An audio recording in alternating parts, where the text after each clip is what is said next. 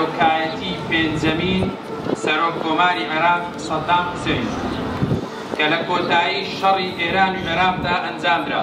لەم کۆمەڵکوژیەدا بە نزیکی 50,000 بۆ 182,000 کورد کوژرا.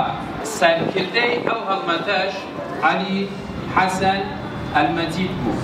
بە درێژایی هەڵمەتەکانی ئەنفال گەنج و پیا و ئەوانەی لە تەمەنی لاوێتیدا دەستگیر کراون و دواتر گواستراونەتەوە بۆ گۆڕە بە کۆمەڵەکان. هەروەها هەزاران ئافرەت و منداڵ بێ سەر و شوێن کرا. پیاوەکان تەنها لە چەند ناوچەیەکی دیاریکرا و ئافرەتەکان دەستگیر دەکرا. ئەم هێرشانە لەلایەن دیکتاتۆر سەدام حوسێن ناوی ئەنفالی لێنرا.